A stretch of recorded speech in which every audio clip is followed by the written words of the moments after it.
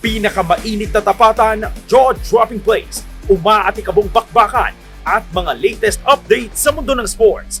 MBC Network News, Matchpoint! Sa 10th at huling episode ng Season 1 ng Matchpoint, ating balikan ang mga kwento sa likod ng tagumpay ng bawat atletang Pilipino sa iba't ibang larangan ng sports. Sa first episode, nakapanayam dito mismo sa DZRH Matchpoint ang Filipino pole vaulter at world number 3 na si EJ Obiena. Dito ikinwento niya ang mga pinakamahirap na laban at matamis na tagumpay na naranasan niya sa kanyang buong career. Probably the hardest one is in Vietnam. That was last year, I think. Having all that things going on in the background and try to perform and still compete for the country while a lot of things are kind of floating around my head. It's a challenge. The most memorable probably would be, nothing beats jumping in front of a home crowd in the Philippines back in 2019. That's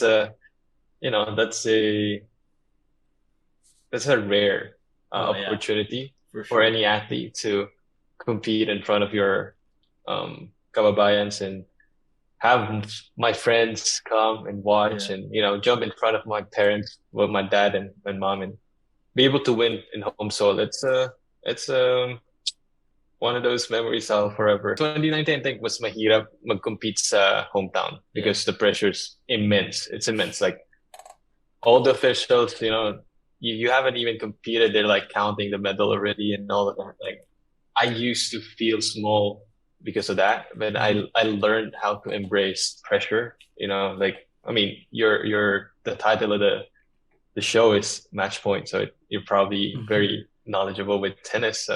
Billie Jean King basically said, pressure is privilege, and the way she explained it when I got to read her book, it was like, you don't feel pressure if you're not about to do something historic, something that is expected of you.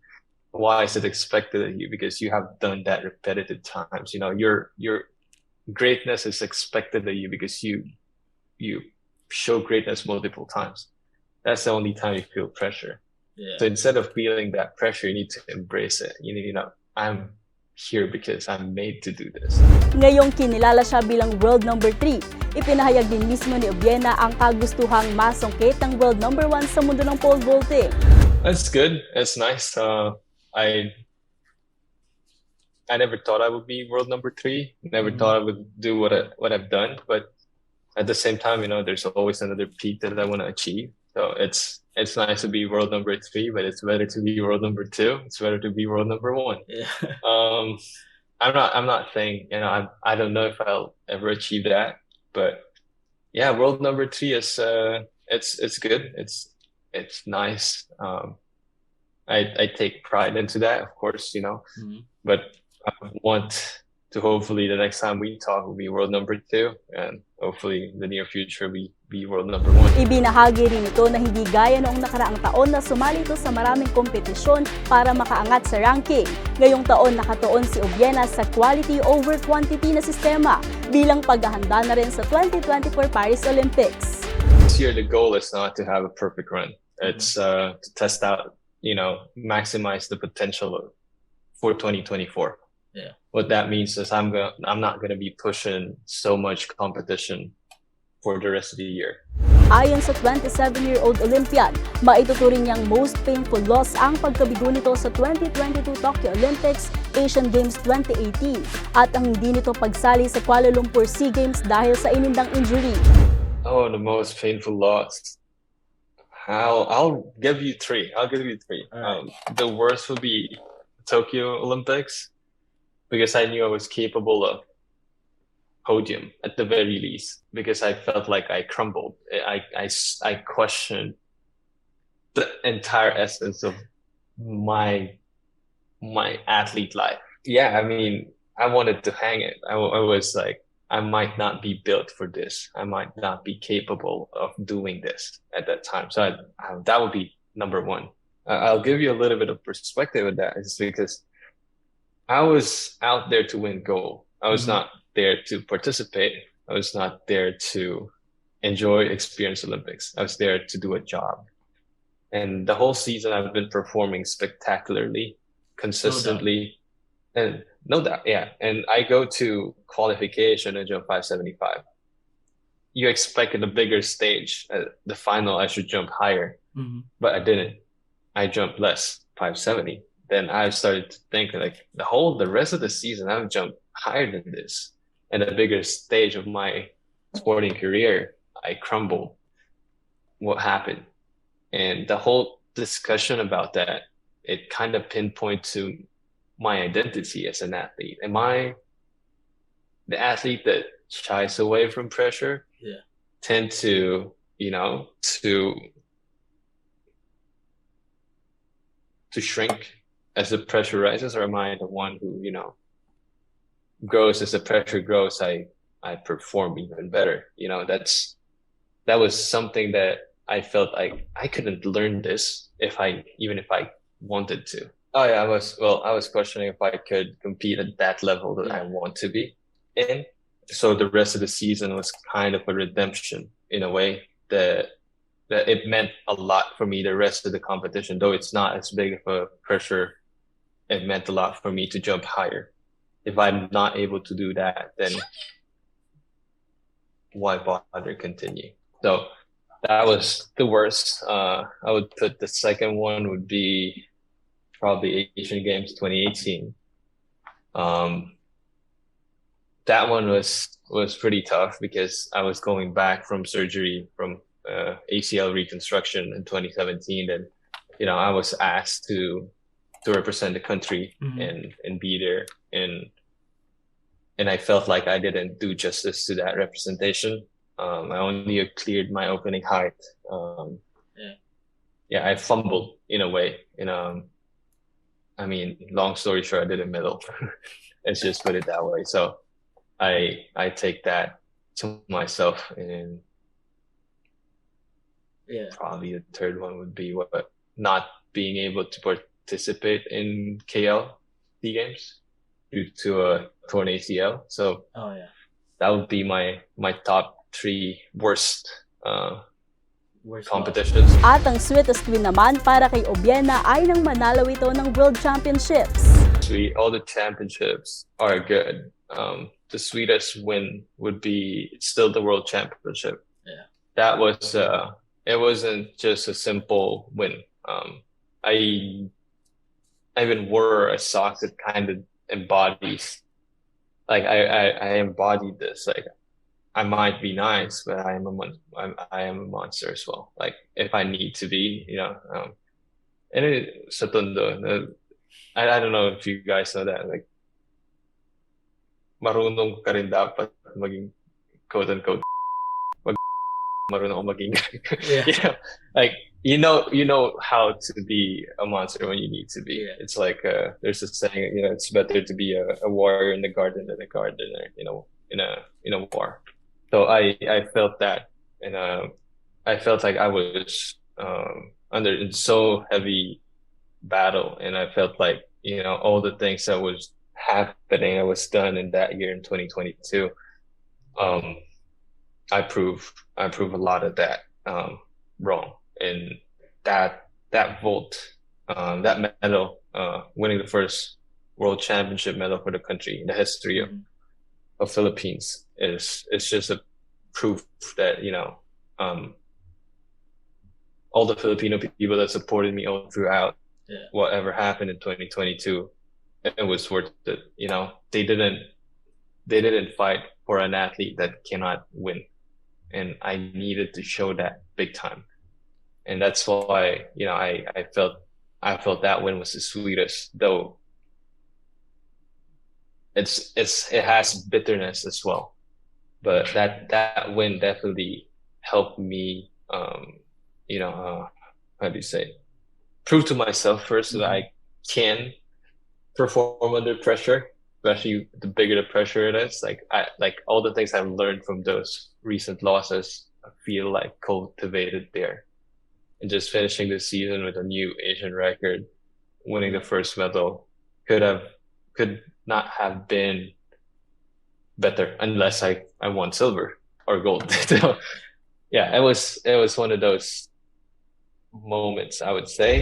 Matapos makamit ng TNT Tropang Giga ang kauna-unahan nitong Governor's Cup title sa PBA kontra Barangay Ginebra, nabigyan tayo ng pagkakataong makapanayamang basketball veteran at Gilas Pilipinas legend na si Jason Castro o mas kilala sa bansag na The Blur. Sobrang napakahirap ng series na yun. Both teams, ganda ng mga adjustment. Kung makikita mo yung Game 1, Game 2, Game 3, every game may mga kanya-kanyang adjustment. So, of course, knowing coach team, isa sa mga pinakamagaling na coach dito sa Pilipinas, di ba? Ang galing mag-adjust. Even kami mga player, nahirapan kami kung ano yung next na gagawin niya sa amin, next na adjustment niya sa amin. So, yun nga, siguro medyo sinuwerte lang din kami kasi yung last 3 games namin, as in, Dikdikan sobrang during mga crucial time, nakapag-execute kami na mabuti. Kung makikita mo yung series against All Filipino, against San Miguel, we're up by 3-2 and then hindi namin na-close out ng Game 6. So, alam namin na yung momentum biglang nag-shift. Sobrang pabor sa San Miguel and then yun yung naging experience namin na once na hindi namin na-close out ng Game 6, thinking namin na mahirap na. Mahirap talaga. Sa pagdiriwang ni Castro ng ika-37 kaarawan ngayong taon, di gaya ng ibang mga manlalaro na nagkakaroon ng transition mula sa pagiging player papunta sa coaching career, sinabi nitong nais niya munang mag-focus sa paglalaro at manalo pa ng maraming championship. Hindi ko pa naisip mag-coach eh. Mas gusto ko naglalaro ako. Yeah. At the same time, yun nga, win another championship. Yeah, yun yung goal ko lagi. And then, tsaka ako naisipin na mag-coach. Bilang highly respected PBA player dahil sa kanyang bilis, agility at impressive skills, sinong mag-aakalang hindi pa pala ito nakakasungkit ng MVP title? Never ko rin pinangarap na makakuha ng MVP or any individual award. Yeah. Mas okay na akong manalo ng championship. Mas masarap. Trophy, at the same time, individual award para sa akin, parang bonus na lang yun. As long na mas gusto kong maging successful yung team, manalo ng championship. Since rookie year ko, yun yung thinking ko, which is manalo ng championship compare sa individual award. Dito rin sa Matchpoint Exclusives, kasunod ng historic run ng Signal HD Spikers sa 2023 Turf Open Conference nang matalo nito ang Cotabato Spikers with a flawless 15-0 record. Binalikan ng volleyball team ang kanilang momentum sa isang perfect season. Of course, yung 15-0 naman yan, hindi yan basta-basta namin nakuha. Pinaghirapan talaga namin yan. And one at a time, every game, pinaghahandaan namin. And yun, natapos yung conference na parang na ano na lang kami na 15-0 na, nag-champion tayo. And we made a history. Kami kasi coming after from last season na natalo kami. Yung focus lang talaga namin is mabawi yung championship. Di naman kami actually focus dun sa 15-0. Bonus na lang siya kasi sobrang motivated yung buong team na mabalik yung championship. Sobrang motivated lahat ng players tsaka coaches, buong team. And yun, parang naging meron ding extra motivation tsaka kasi parang yung mga nasa kabilang court nga is parang part ng national team. Parang, syempre, tinitingala namin sila kasi part sila ng Pilipinas. And naging masaya din yung game nung championship kalaban ni MC kasi sabi mo nga, familiar yung mga face nila na mga former teammates namin sila. Kaya naging masaya siya. Kasi parang sobrang fun lang, di masyadong yung swag na tinatawag. Di lumabas eh. Naging masaya lang, pinakita lang, nag-showcase lahat ng mga players ng talents lang nila. Pinakita lang talaga nila yung mga talents nila. Game to po, hype na hype kami. Kumbaga, yun na yung moment namin na hindi na namin papaabutin ng Game 3 kasi nga, kumbaga naka-focus na kami sa i-achieve yung goal namin na maging champions. Sa kabila ng frustrations at disagreements sa mga players, sinabi ni Signal HD Spikers coach Dexter Clamor na naging mahalaga ang healthy competition, discussions at arguments para magkaisa at makapag-focus ang kupunan. Itong conference na sobrang ginusto talaga namin. Sobrang redemption time talaga para sa amin. So, yun. Kaya siguro hindi siya madali. Yung 15-0 hindi talaga madali. Kasi yun lang nakikita ng mga audience, yun lang nakikita ng mga volleyball fans. Pero off the court, yung sacrifices namin ng mga players, some of them may trabaho, yung patience namin at some point naiinis sa isa't isa. Pero it's a really healthy competition, healthy discussion, healthy arguments na pagdating sa game, isang buo lang talaga kami. Sa pangunguna ni Mark Espejo, na-survive ng Signal ang grueling 5-set battle laban sa Cotabato at para sa kanilang team coach, nagpakita ng matinding leadership skill ang final MVP. Sobrang lumabas yung leadership ni Mark. Yung mga previous conferences na nilaruan namin, way back before pa nag-start siya sa Signal, hindi siya vocal. He follows.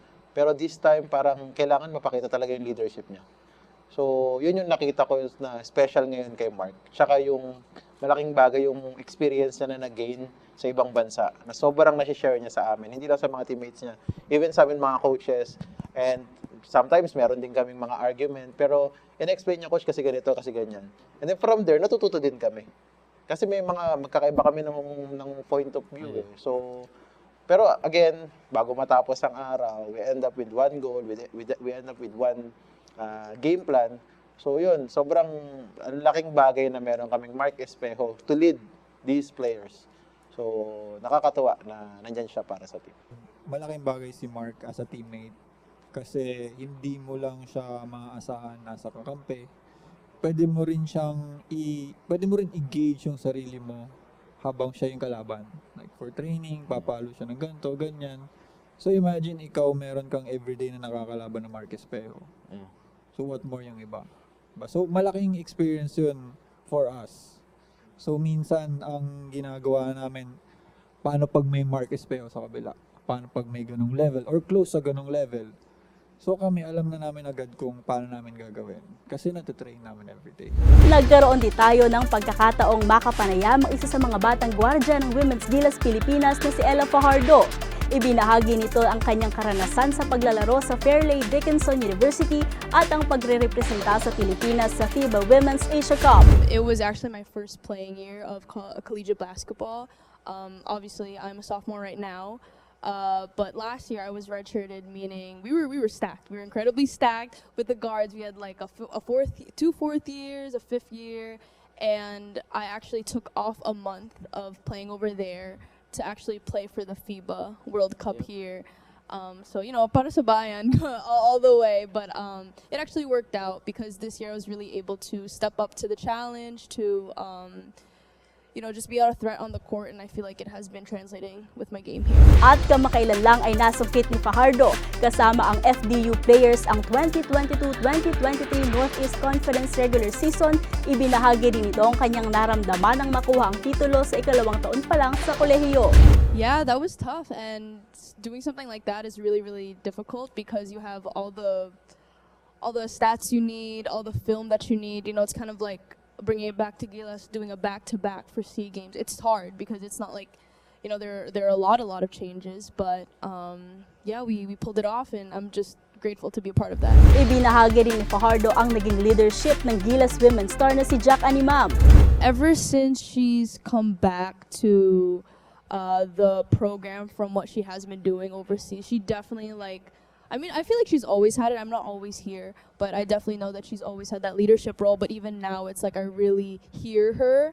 And what makes her a great leader is that, like, let's say, I don't know, for example, I take a bad shot, or I could have made a better shot or a better pass. She'll go straight up to me and be like, hey, you could have done this better. But, you know, in a leadership and ate way, you know, like not like talking down to you or anything. So it's a big impact, and that's what we need on this team. Sa kung paano naman ito nag-adjust sa physicality ng Philippine basketball. In all honesty, I'm still trying to adjust more and more because it's not like just one bongo. It's 2, it's 3, it's 4, right? And it's funny because in the States, it's either you can tap once, but if you tap twice, it's a foul.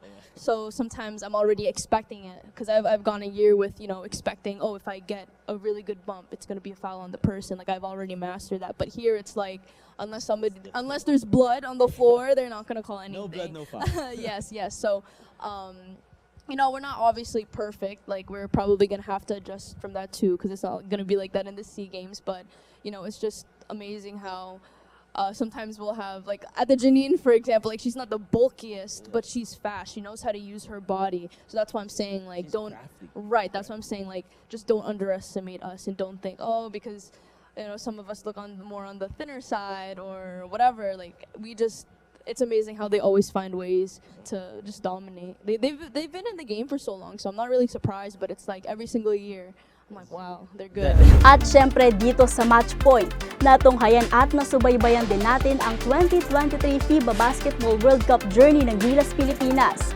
Kaya naman ating balikan ng kwento ng laban na may puso. Sa kabila ng ilang taong preparasyon ng Gilas Pilipinas para sa 2023 FIBA Basketball World Cup, nabigo pa rin itong masungkitang inaasam-asam na prestihiyosong Naismith Trophy.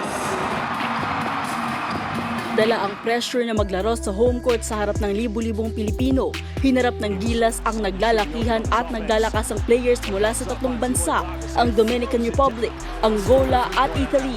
Sa mismong opening ng FIBA World Cup sa 55 capacity na Philippine Arena sa Bocaue, Bulacan, sumabak agad ang mga pambato ng Pilipinas sa isang mainit at tiktikan laban kontra sa mga manlalaro ng Dominicans. Pero kung tayo ay may reliable naturalized NBA star na si Jordan Clarkson, naging mahirap pa rin sa koponan na makausad dahil sa isa ring NBA player mula Minnesota Timberwolves na si Karl Anthony Towns. Sa kabila ng hustle ni Clarkson, contributing 28 points, 7 rebounds at 7 assists in the game, nawala ang tsansa ng Gilas na makahabol pa sa Dominican matapos nitong ma-fouled out 3 minuto na lang ang natitirang oras sa laro. Sa buong match-up, nagpakita ng back and forth battle ng Gilas laban sa Dominicans kung saan majority ng laro ay dikdikan ang labanan. Sa second quarter, nagkaroon ng 8-0 run ng Gilas dahilan para makalamang ito sa 31-29 advantage. Sa kabila ng pagbawi ng Dominicans sa lead, lumalaban pa rin ang Pilipinas sa pangunguna ni Clarkson, Kiefer Ravena, Junmar Fajardo at AJ Edu. Sa pagtatapos ng first half, isang two-handed dunk mula kay Renz Abando ang nagbigay sa Gilas ng tsansang makatapat sa Dominicans sa score na 42-42. At sa pagsisimula ng third quarter,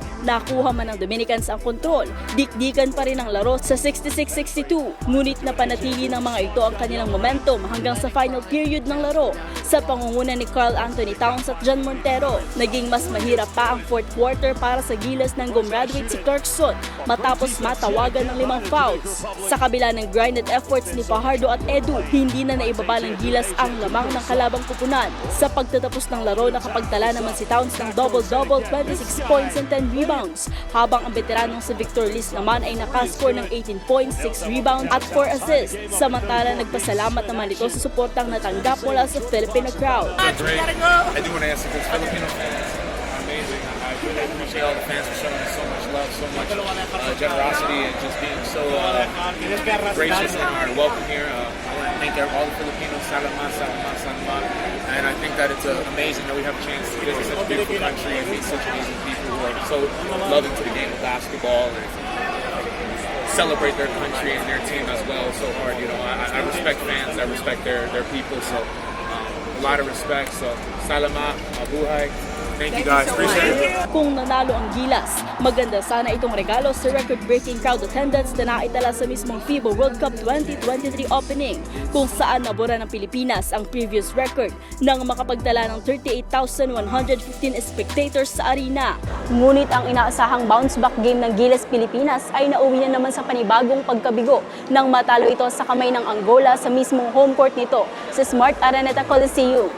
Lumipis na ang tsansa ng Gilas na makaabante sa second round ng 2023 FIBA Basketball World Cup matapos matalo sa score na 80-70 kontra Angola. Nabigo ang Gilas na alagaan ng 11-point second quarter lead nito dahil sa perfect outside shooting ng Angola guard na si Gerson Goncalves. Sa pangalawang laro sa FIBA World Cup campaign, nanguna pa rin si Clarkson with 21 points, 3 rebounds and 7 assists. Sa final quarter, sinubukan pa rin ng Gilas na tapyasan ang 15-point lead sa natitirang 3 minuto ng laro, kung saan lumiit ang lamang ng Angolas sa 5, 73-68. Pero hindi naman ito hinayaan ni Gerson Domingos matapos nitong magbitaw ng powerful 3-point shot. But, basketball is a game of points, and if you can't put enough points on the board, it's hard to win. So, like Kiefer said, we just need to focus on the next game. The objective is to get to the Olympics. So, no matter how flickering that hope is, that hope is still alive. So, we still have to keep our heads up and find a way to play our best on the next game. Sa kabila ng dalawang magkasunod na pagkatalo, ang Gilas Pilipinas ay nagkaroon pa rin ng kaunting pag-asa para may pagpatuloy ang FIBA Basketball World Cup campaign. Pero ang inaasahan sanang game changer na bakbakan, nawala ng burahin ng kupunan ng Italy, ang pag-asa ng Philippine team. Kinapos ang Gilas Pilipinas na makuha ang panalo sa Italy na siyang dahilan para matapos na ang 2023 FIBA World Cup campaign ng Philippine team nang walang naipapanalong laban. Sa score na 90-83, tuluyan ng namaalam ang Gilas sa World Cup title sa laban kontra hot shooting Italy na ginanap sa Smart Araneta Coliseum. Nakapagtala ang naturalized NBA star na si Jordan Clarkson ng 23 points, 7 rebounds at 6 assists, habang si Dwight Ramos naman ay nakapagbigay ng 14 points. 9 points ang naitala ni RR Pugoy habang pare-pareho namang nakapag-ambag ng tig-8 puntos sina AJ Edu, Kiefer Ravena at ang crowd favorite na si Renz Abando. Sa first quarter ng laro, nakapag-iwan pa ang Gilas ng kaunting lamang sa score na 23-20. Ngunit sa pagtatapos ng first half, hindi na alagaan ang nasabing momentum kaya naman nagsimula ng tambakan ng European team ang Gilas sa score na 39-48. Sa hot shooting ng Italy sa 3-point area, tuluyan ng lumobo ang lamang nito sa Gilas sa score na 60-73 sa pagtatapos ng third quarter. Bagamat sinubukang makahabol ng Philippine team sa last period, kinapos ito at naibaba lamang sa 7 puntos ang lamang sa final score. Aminado naman si Clarkson na nahirapan sila sa laban kontra Italy, pero sinigurado nitong ibinigay ng buong national team ang makakaya sa kabila ng pagkatalo. He said, tough game. Yeah, but I think we competed. I think we've competed in all 3 games. Came out here and gave our best efforts, trying to figure out these games and get wins. Pinangunahan ng Utah Jazz teammate ni Clarkson na si Simone Fontesio ang Italian sa score na 18 points, habang si Gianpaolo Ricci naman ay nagbigay ng 14 na puntos. Simone, really good player. He's been super cool. Getting to meet him and stuff last year and playing on the same team, knowing what he does. He can shoot the ball really well. He's strong, big. I'm happy to see him succeeding in these games and having a strong performance, and then bringing that to the season. And dahil sa naging resulta lang laro, ang Italy at Dominican Republic na ang mga kupunan mula Group A na nakaabante sa second round. At yan naman nangyari sa FIBA World Cup campaign ng Gilas Pilipinas, kung saan maaga mang natapos ay nagpakita pa rin sila ng magandang laban at puso. At yan ang pagbabalik tanaw natin sa mga naging kaganapan sa mundo ng sports. Sa bawat episode, narinig, napanood at naramdaman natin ang kwento sa likod ng bawat tagumpay ng atletang Pilipino, mapalarangan man yan ng basketball, volleyball at maging ng pole vault. Sinubaybayan natin ang laban at galing ng Pinoy. Sa pagsasara ng unang season ng Matchpoint, bubuksan natin ang panibagong pinto para sa mas mainit na tapatan, mas matinding jaw-dropping plays at mas pinaatikabong bakbakan. Ako si Mili Borja. Hanggang sa susunod na season, sama-sama nating tunghayan ang mga kaganapan sa mundo ng sports. Yan ang Matchpoint.